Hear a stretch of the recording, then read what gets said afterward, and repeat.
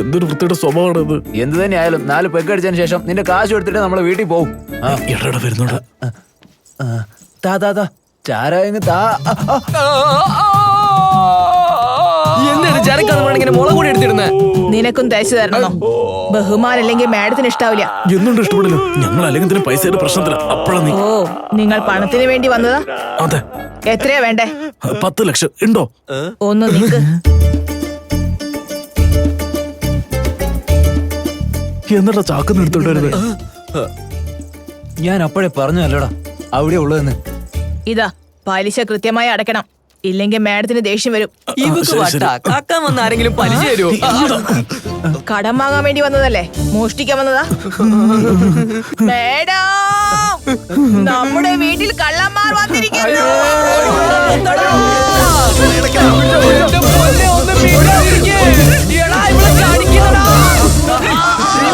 ബഹളം വെക്കുന്നേ, എല്ലാവരെയും കൊന്നേക്കേ.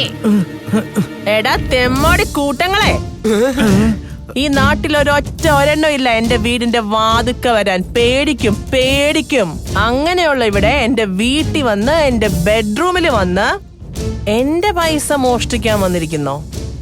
നിന്നെയൊക്കെ ഞാൻ ശരിയാക്കും. ഞാൻ എങ്ങനെയാ പലിശ ഈടാക്കുന്നറിയോ? ഒരു പ്രശ്നം വന്നാ ഇടിച്ച്. 3 സ്ത്രീകളെ ഉള്ളൂ, ഇതുങ്ങളെ കണ്ടാണോ പേടിക്കുന്നേ? ഒരു ചവിട്ട് വെച്ച് കൊടുത്താലേ ആദ്യം കിളവിക്കൊന്ന് കൊടുക്കട്ടെ. എടാ ഒന്ന് സൂക്ഷിച്ചോണേ. എടി കിളവി, ജീവനിൽ ഭയം ഉണ്ടെങ്കിലേ ഇവിടുന്ന് ഓടിക്കോ. കിളവിയെ പോകാൻ പറഞ്ഞു. നിങ്ങൾ നീയാടാ വന്നേ. ഒരു കിളവിയെ പോലും അടിക്കാൻ പറ്റില്ലടാ നിന്നെ കൊണ്ട്. കിളവിക്ക് പവർ ജാസ്തി. Location change.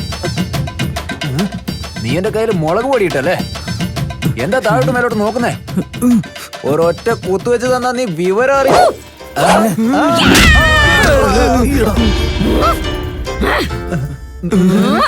എന്താടാ പറ്റിയ? ജോലിക്കാരി കുമ്പ് പൊടിച്ചാടാ. നിന്റെ കല്യാണത്തിന് ഞാൻ ജീവനോടുണ്ടാവും തോന്നില്ല. ഒന്നും മിണ്ടായിരുന്നേ. എടാ ഇങ്ങോട്ടൊക്കെ വേണ്ട വിളിച്ചോണ്ട് വന്നിട്ട് ഇപ്പൊ അടിക്കുമ്പോ നോക്കിയിരിക്കുന്നോ? എടാ ഞാൻ സ്ത്രീകൾ അടിക്കാറില്ലെന്ന് നിനക്ക് നന്നായിട്ട് അറിയില്ലേ?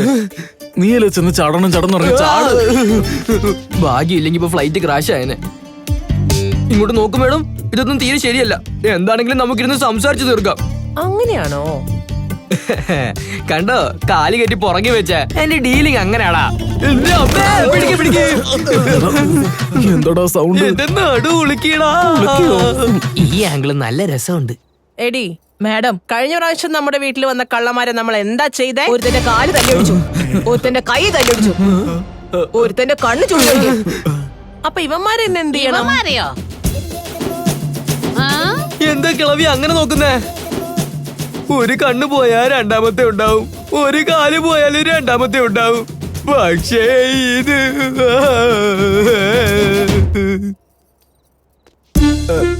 മുത്തശ്ശി, എന്താടാ? മുത്തശ്ശി, ഇതാ നിങ്ങളുടെ വാള. ഇത് വാങ്ങി എന്നെ വെറുതെ വിട്ടേക്ക് മുത്തശ്ശി. പ്ലീസ്, ഞാൻ തൊഴുത് ചോദിക്കാം, വരട്ടെ. എടാ ബാലരാജേ, വെറുതെ എന്താണ് നോക്കിക്കൊണ്ടിരിക്കുന്നേ? എന്തെങ്കിലും ഒന്ന് ചെയ്യടാ. എന്ത് ചെയ്യൂടാ? എന്താ ചെയ്യാ? പറ. എന്ത് ചെയ്യൂടാ? പറയണോ?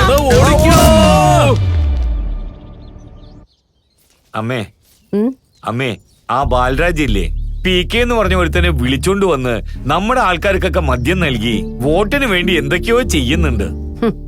നാട്ടുകാര് മണ്ടന്മാരൊന്നുമല്ല. തല കുത്തി നിന്നാലും അവൻ ജയിക്കാൻ പോകുന്നില്ല ദാസേട്ട.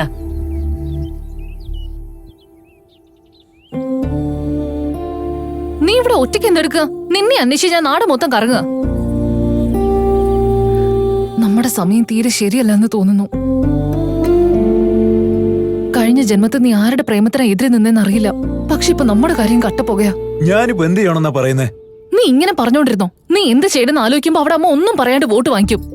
ഇവിടുത്തെ ജനങ്ങളാണെങ്കിൽ കണ്ണു അടച്ച അമ്മയ്ക്കാണ് വോട്ട് ചെയ്യുക. പ്രണയം മനോഹരമായ ഒന്നാണ് ബാലരാജ്. അത് അത്ര പെട്ടെന്ന് തോൽക്കില്ല. തോൽക്കാൻ 1000 കാരണങ്ങൾ ഉണ്ടാവുമായിരിക്കും, പക്ഷെ ജയിക്കാൻ ഒരു കാരണമെങ്കിലും കിട്ടാതിരിക്കില്ല.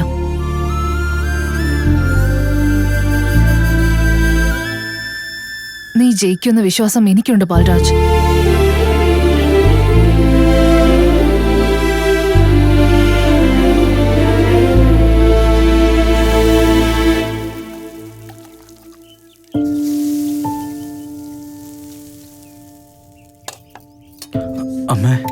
ആ പറയ്. എടാ പറയാൻ. ഒന്നുമില്ലമ്മേ.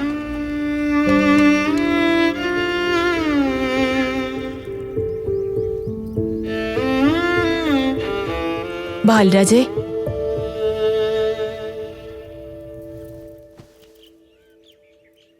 എന്റെ മോനൊരു വിഷമുണ്ടെങ്കി അതെന്താ അമ്മയ്ക്ക് മനസ്സിലാവില്ലേ? നിനക്കും ചെലവൊക്കെ ഉണ്ടാവില്ലേ? ഇതാ വെച്ചോ, എടുത്തോടാ, എടുത്തോ. അല്ല, ഇത്രയും പണം എവിടുന്നാ? നമ്മുടെ നിലം വിറ്റു. ഇന്ന് നിലം വിറ്റുന്നു? മഹാലക്ഷ്മി ഇല്ലാതെ നിനക്ക് ജീവിക്കാനാവൂ? എടി അതല്ല. എന്താ നിങ്ങളിത്? നിലം കൊണ്ട് നമ്മൾ എന്ത് ചെയ്യാനാ? നല്ല വിളവും തരും, ചിലപ്പോ കാഞ്ഞും പോകും. ഇവന്റെ പ്രണയല്ലേ പ്രധാനം? ഇവന് വേണ്ടി ആ പെൺകുട്ടി അത്രയധികം ആഗ്രഹിക്കുന്നുണ്ടെങ്കിൽ ഇവൻ എന്റെ വയറ്റിൽ പിറന്നവനല്ലേ? ഞാനപ്പോ എന്തോരം ചെയ്യണം? അമ്മേ,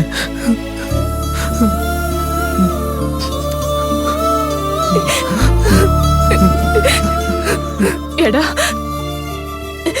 നീ ജയിച്ച മഹാലക്ഷ്മിയുടെ ഭർത്താവായാലും ഇല്ലേലും, എടാ നീ ജയിച്ചാലും തോറ്റാലും എപ്പോഴും എന്റെ മകനാ.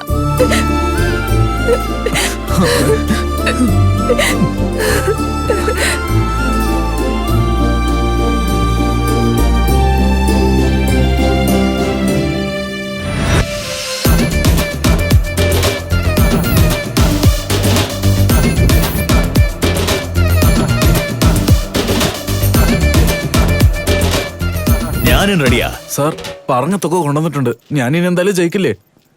വോട്ടിന് നോട്ട് കൊടുത്ത രാഷ്ട്രീയക്കാരൻ ഇതുവരെ തോറ്റതായി ചരിത്രമേ ഇല്ല. അതെയോ? ബാബയെ വോട്ട് മേടിക്കാം.